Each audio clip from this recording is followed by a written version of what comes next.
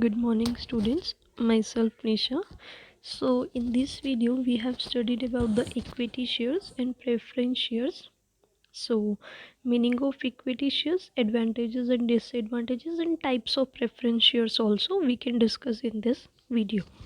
So let's start. First of all, before starting the equity shares, उससे पहले जो हम शेयर्स पढ़ेंगे कि शेयर्स का क्या मतलब होता है, तभी हम इक्विटी शेयर से समझ आ जाएगा. फर्स्ट ऑफ ऑल, शेयर क्या होता है? Capital that is mobilised bye issuing share is called share capital. कि जो भी कैपिटल हमने जो है मोबिलाइज की है, इशू करी है, वो एज अ शेयर, उसको हम बोलते हैं share capital. Information regarding the information जो रिगार्डिंग किससे रिगार्डिंग कि मैक्सिमम अमाउंट ऑफ कैपिटल जो है वो हमने कितनी बॉट करी है बाय शेयर ऑफ इशू को करके, वो मेंशन्ड होती है हमारे मेमोरेंडम ऑफ एसोसिएशन में. हर कंपनी के कितनी ज़्यादा जो है कैपिटल जो है वो इशू कर सकते हैं, वो हमारे मेमोरेंडम ऑफ एसोसिएशन में लिखी होती है. और उसको हम ऑल्सो कॉल्ड क्या बोलते हैं? रजिस्टर्ड कैपिटल भी बोलते हैं.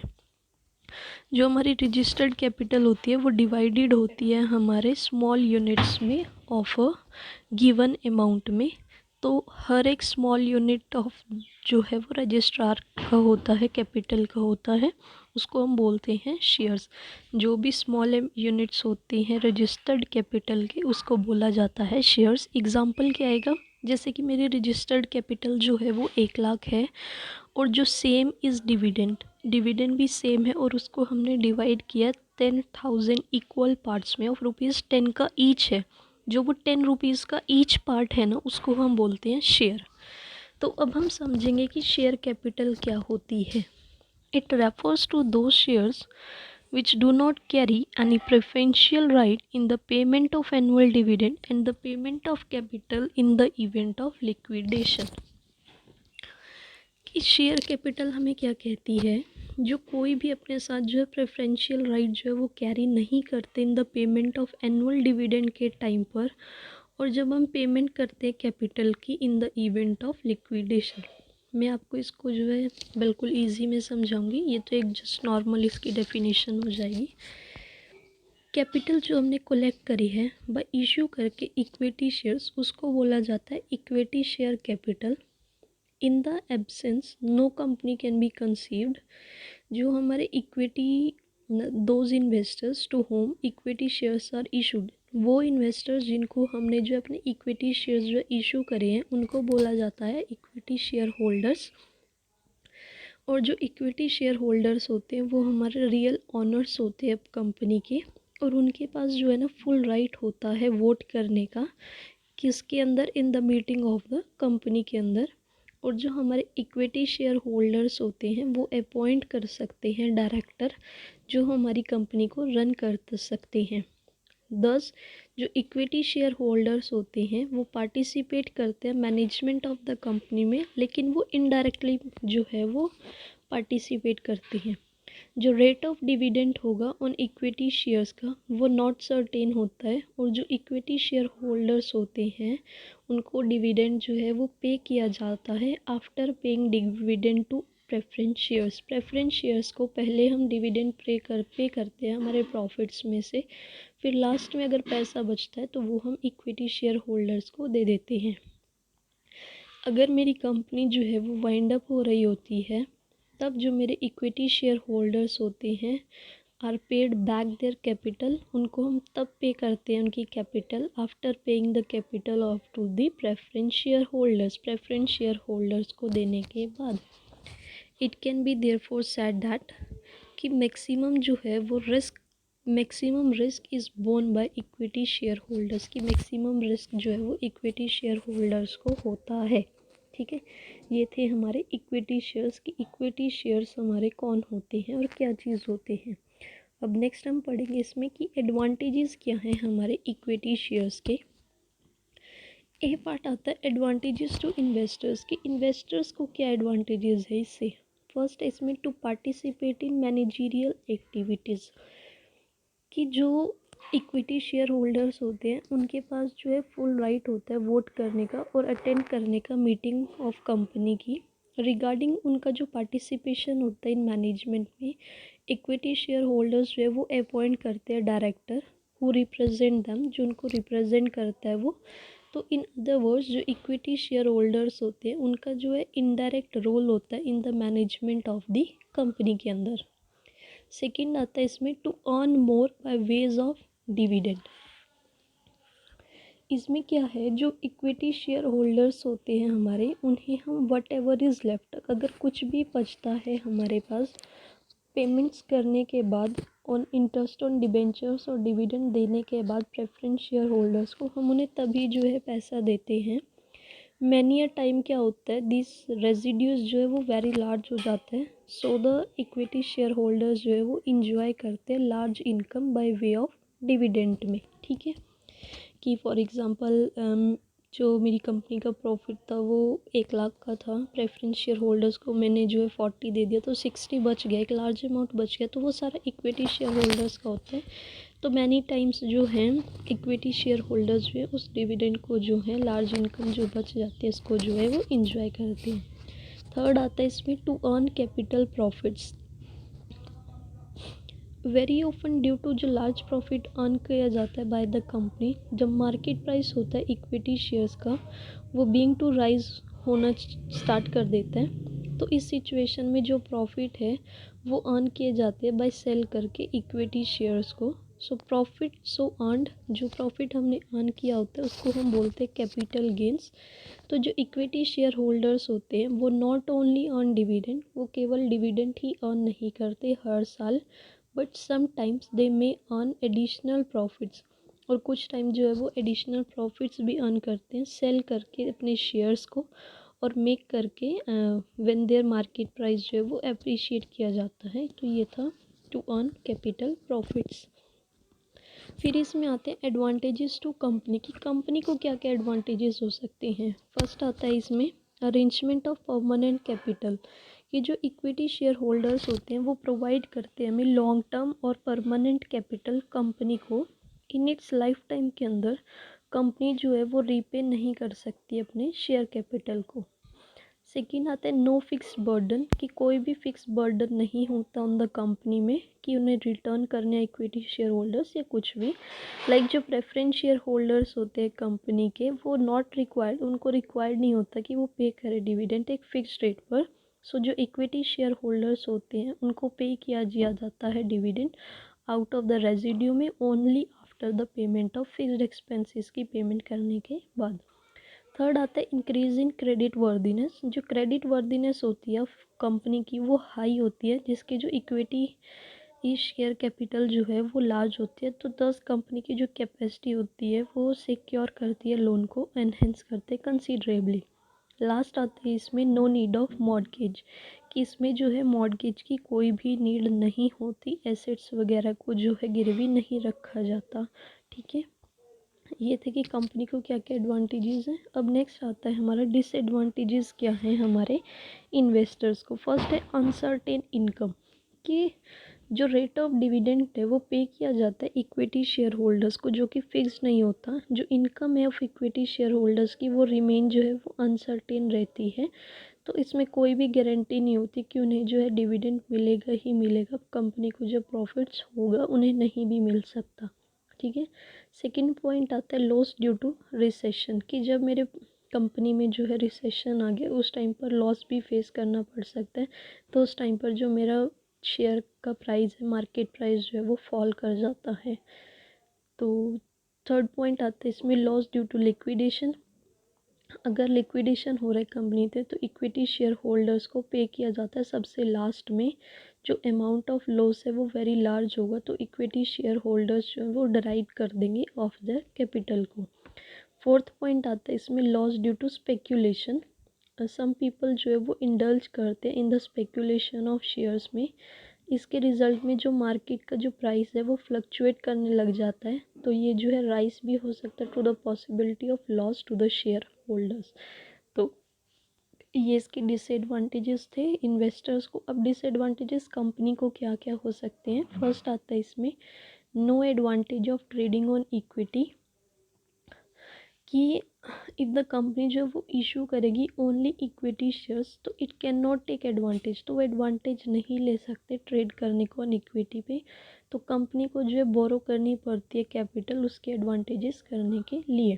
सेकंड पॉइंट आता है इसमें no flexibility in capital structure, कि कैपिटल का जो स्ट्रक्चर होता है उसमें जो है फ्लेक्सिबिलिटी नहीं हो सकती। तो ये करेक्टरिस्टिक जो है वो इक्विटी शेयर्स का वो क्रिएट कर देता है inflexibility capital structure of the company के अंदर, जो कंपनी जो है पे बैक नहीं कर सकती इक्विटी शेयर होल्डर्स को व्हेन इट्स सो डिज़ायर, उनकी डिज़ायर के अकॉर्डिंग। थर्ड पॉइंट आता है इसमें loss due to interference in management, कि मोर द कंपनीज जो है वो इक्विटी शेयर्स इशू करती हैं, ग्रेटर जो उनका इंटरफेरेंस होता है वो पीपल का होता है मैनेजमेंट के अंदर। तो मैनी टाइम क्या है, सम लोग जो है ना वो ज़्यादा सेल्फिश हो जाते हैं और वो ऑर्डर कर देते हैं to serve their vested interest को और परचेज़ कर लेते हैं मेजॉरिटी में शेयर्स ऑफ द कंपनी को।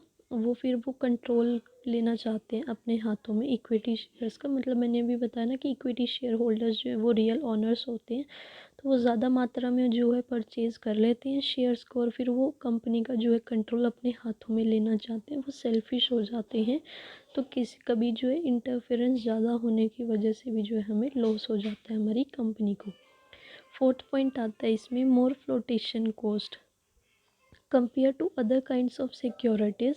तो कंपनी जो है वो बियर करती है मोर फ्लोटेशन कॉस्ट इशू करके by equity shares.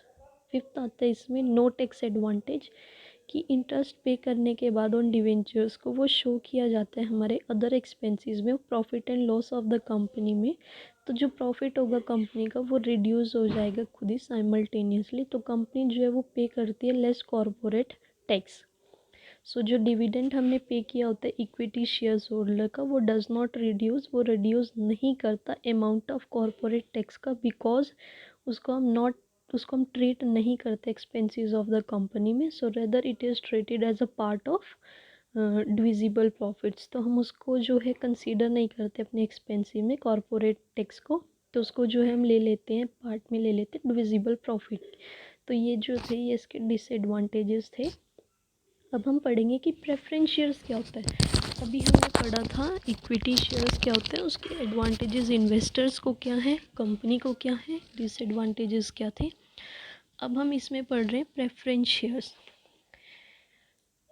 It refers to those shares which carry preferential right in the payment of annual dividend and repayment of capital in the event of liquidation, कि ये वो preferential rights हैं जिनके पास right होता है in the payment of annual dividend के time पर, या फिर हमें जब रीपेमेंट करनी होती है capital in the event of liquidation के टाइम पर।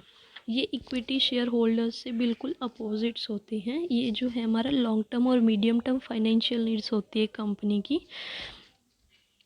तो हम जो डिविडेंड का पे करते हैं हम इक्विटी शेयर होल्डर्स को, वो बाद में पे किया जाता है। पहले हम प्रेफरेंस शेयर होल्डर्स को जो है डिविडेंड जो है वो पे करते हैं। In the event of the company facing liquidation, अगर हमारी कंपनी को जो है लिक्विडेशन फेस करना पड़ रहा है तो it is the preference share holders, तो वो प्रेफरेंस शेयर होल्डर्स होते हैं हु आर पे बैक किया जाता है उनको कैपिटल इन प्रेफरेंस में से टू इक्विटी शेयर होल्डर्स को। जो प्रेफरेंस शेयर होल्डर्स होते हैं उनके पास कोई भी वो राइटिंग का वोट नहीं होता मीटिंग में, बट अंडर द सेक्शन 87 में इंडियन कंपनीज एक्ट में they have the right to vote under special circumstances. लेकिन section 87 of the Indian companies act में ये बोला गया है कि प्रेफरेंस शेयर होल्डर्स के पास जो है स्पेशल सर्कमस्टांसेस में राइट होता है वोट करने का। तो ये होते हैं मेरे प्रेफरेंस शेयर होल्डर्स। अब बात है टाइप्स, कि प्रेफरेंस शेयर होल्डर्स हमारे कौन कौन से टाइप्स के हैं। फर्स्ट आता है इसमें कन्वर्टेबल प्रेफरेंस शेयर्स। ये वो प्रेफरेंस शेयर होल्डर्स होते हैं जिनको हम इजीली जो है कन्वर्ट कर सकते हैं अपने इक्विटी शेयर्स में after the lapse of a fixed period के अंदर ही अंदर। देन सच शेयर्स जो है वो हमारे कन्वर्टेबल प्रेफरेंस शेयर्स हो जाते हैं। सेकंड आता है इसमें non convertible preference shares. Non convertible preference shares वो प्रेफरेंस शेयर्स होते हैं जिन्हें हम कन्वर्ट नहीं कर सकते अपने इक्विटी शेयर होल्डर्स में, ठीक है। थर्ड आता है इसमें कॉम्युलेटिव प्रेफरेंस शेयर्स। जो रेट ऑफ डिविडेंड होता है हमारे प्रेफरेंस शेयर्स पे वो फिक्स्ड होता है। इफ़ अगर द कंपनी जो है वो अर्न कर रही है नो प्रॉफिट, अगर वो अर्न कर रही है कोई भी प्रॉफिट नहीं कर रही एन ईयर में, तो जो डिविडेंड होता है हमारा due to for that year, जो उस ईयर की वजह से जो है वो हमें पे कर देना पड़ता है अगले साल नेक्स्ट ईयर के डिविडेंड के साथ। सो इन दिस वे जो डिविडेंड होता है हमारा ऑल दोज ईयर्स का goes on accumulating when no dividend is paid due to inadequate profit. कि किसी ईयर जो है वो मेरी कंपनी को नो प्रॉफिट अर्न हुआ है कि लॉस हुआ है, मतलब प्रॉफिट अर्न नहीं हुआ, तो उस टाइम पर क्या किया जाता है, जो डिविडेंड है उस ईयर का वो अगले साल के डिविडेंड के साथ जो है वो पे कर दिया जाता है, क्योंकि उस टाइम पर जो है हमें इनएडिक्वेट प्रॉफिट्स हो जाते हैं। इन फ्यूचर अगर व्हेन द कंपनी जो है वो अर्न करती है profit, first of all preference share holders को जो है वो पे किया जाता है dividend. There after they paid dividend for the current year, और उनको करंट ईयर का डिविडेंड भी जो है वो पे कर दिया जाता है। It is only after the payment of full dividend of all the previous year of the cumulative preference share holders.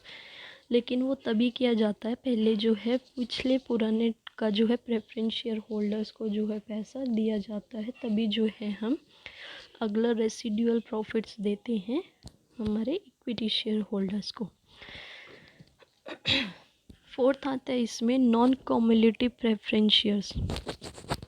Share holder of this type preference shares are not entitled to dividend in arrear. In other words this year जो dividend है वो not accumulated होता है, तो share holders को जो है वो डिविडेंड उनका मिल जाता है ओनली फॉर द उसी करंट ईयर का व्हेन द कंपनी जो है वो अर्न करती है profit. Arrears are not payable. कि फॉर एग्जांपल कंपनी को जो है इस साल लॉस हो गया, तो उस टाइम पर प्रेफरेंस शेयर होल्डर्स को उनका पैसा नहीं मिला, तो अगले साल अगर उनको प्रॉफिट हो रहा है कंपनी को, तो वो उसी साल का डिविडेंड जो है वो प्रेफरेंस शेयर्स को पे करेंगे, ना कि जो उन्होंने पिछले साल का रुका हुआ था वो। ठीक है, वो होता है हमारा नॉन कम्युलेटिव प्रेफरेंस शेयर्स। फिर फिफ्थ आता है इसमें participating preference shares. After making the payment of dividend, dividend देने के बाद इक्विटी शेयर होल्डर्स को उनके गिवन रेट पर, तो दोज प्रेफरेंस शेयर्स जो कि विच आर एंटाइटल किए गए थे कि उनको एडिशनल डिविडेंड मिलेगा out of the residual profits में से, उनको बोला जाता है पार्टिसिपेटिंग प्रेफरेंस शेयर्स। फिर आते हैं non participating preference shares, sixth आता है इसका। ये वो प्रेफरेंस शेयर्स होते हैं जिनको एडिशनल डिविडेंड जो है रेसिडुअल प्रॉफिट्स में से नहीं दिया जाता, उनको बोलते हैं नॉन पार्टिसिपेटिंग प्रेफरेंस शेयर्स। फिर सेवेंथ आता है इसमें रेडीमेबल, और एट्थ है non redeemable. Redeemable preference shares वो प्रेफरेंस शेयर्स होते हैं जिन्हें हम जो है इजीली जो है रिडीम कर सकते हैं कंपनी से आफ्टर एक फिक्स पीरियड के बाद, उसको बोलते हैं रेडीमेबल प्रेफरेंस शेयर्स। और रेडीमेबल प्रेफरेंस और नॉन रेडीमेबल प्रेफरेंस शेयर्स वो होती हैं जिन्हें हम रिडीम नहीं कर सकते bye the company during its life time के लिए, उनको हम बोलते हैं non redeemable preference shares. So I hope आपको ये 8 के 8 preference share types of preference share समझ आ गए होंगे। एक बार आप दोबारा से ओवरव्यू कर लेना, अगर नहीं समझ आते तो आप एक बार पूछ लेना फिर मुझसे, ठीक है। अब हम नेक्स्ट इसमें करेंगे एडवांटेजेस क्या हैं हमारे प्रेफरेंस शेयर होल्डर्स के। फर्स्ट आता है एडवांटेजेस टू इन्वेस्टर्स। इन्वेस्टर्स को क्या क्या एडवांटेजेस है, फर्स्ट है उसमें रेगुलर इनकम। इफ़ अगर कंपनी जो है वो अर्न कर रही है सफिशिएंट प्रॉफिट, तो प्रेफरेंस शेयर होल्डर्स को उनके फिक्स डेट पर जो है डिविडेंड पे कर दिया जाता है। इफ़ अगर उनको जो है प्रॉफिट्स उन्होंने नहीं कमाए तो सम डिविडेंड तो उनको कुछ प्रॉफिट जो है वो पे कर दिया जाता है। इफ़ इन एनी गिवन, अगर किसी भी साल जो है उनको नो प्रॉफिट अर्न हुआ है, तो डिविडेंड जो है वो कम्युलेटिव प्रेफरेंस शेयर्स के अंदर चला जाता है, तो वो उनको अगले साल जो है उनका पिछले साल का भी और करंट ईयर का भी दोनों मिल जाता है।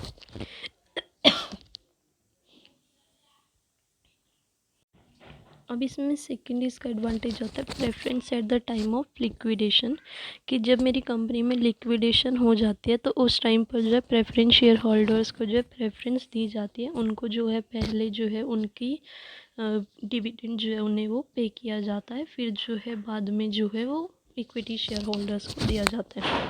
थर्ड आता है इसमें पार्टिसिपेटिंग इन एक्स्ट्रा प्रॉफिट्स। अगर कंपनी जो है वो अर्न करती है लार्ज प्रॉफिट्स तो उन्हें जो एडिशनल डिविडेंड भी दिया जाता है प्रेफरेंस शेयर्स और शेयर्स को ओवर द एक फिक्स्ड रेट पर डिविडेंड सॉरी अगर कंपनी जो है वो अर्न करती है लार्ज प्रॉफिट्स तो जो प्रेफरेंस शेयर होल्डर्स होते हैं उनको जो एडिशनल डिविडेंड भी दिया जाता है और वो जो डिविडेंड देती है वो एक फ़िक्स रेट पर ही दिया जाता है। फोर्थ है इसमें voting right on related resolution. जो प्रेफरेंस शेयर होल्डर्स होते हैं उनके पास राइट होता है वोट करने का सच रेजोल्यूशन ऑफ द कंपनी में जिनके पास जो है वो ऐसा डायरेक्ट बियर कर सकते हैं ऑफ देयर इंटरेस्ट। फिर आता है इसमें एडवांटेजेस क्या है मेरी कंपनी को। फर्स्ट आते हैं नो इंटरफियरेंस इन मैनेजमेंट, कि ये जो है मैनेजमेंट के अंदर जो है इंटरफियरेंस नहीं कर सकती कंपनी, उनके पास राइट नहीं होता वोट का। फिर आता है लेस बर्डन ऑन कंपनी, कि कंपनी के ऊपर जो है वो इस टाइप में लेस बर्डन होता है। फिर आता है नो नीड ऑफ मॉर्गेज, कि इसमें गिरवी रखने की कुछ भी ज़रूरत नहीं होती अपने एसेट्स वगैरह को। फिर आता है रेसिप्ट्स ऑफ पेमेंट कैपिटल, कि एसेट रिडीमेबल प्रेफरेंस शेयर्स को छोड़ के जो कंपनी जो है वो रिसीव करती है परमानेंट कैपिटल बाय इशू करके प्रेफरेंस शेयर्स को। In other word company not support to repay capital during its life time, की कंपनी जो है वो ड्यूरिंग इट्स लाइफ टाइम जो है वो रीपे नहीं कर सकती कैपिटल को। फिफ्थ आता है इसमें फ्लेक्सिबल कैपिटल स्ट्रक्चर, कि जो कैपिटल स्ट्रक्चर है इशू करने का बाय प्रेफरेंस शेयर्स को वो फ्लेक्सिबल है। It any if at any given time of the company has more capital, अगर given time of capital company के अंदर जो मोर कैपिटल है तो वो पेमेंट्स कर सकते हैं अपने रिडीमेबल प्रेफरेंस शेयर्स को। फिर इसमें सिक्स पॉइंट आता है benefits to equity share holders.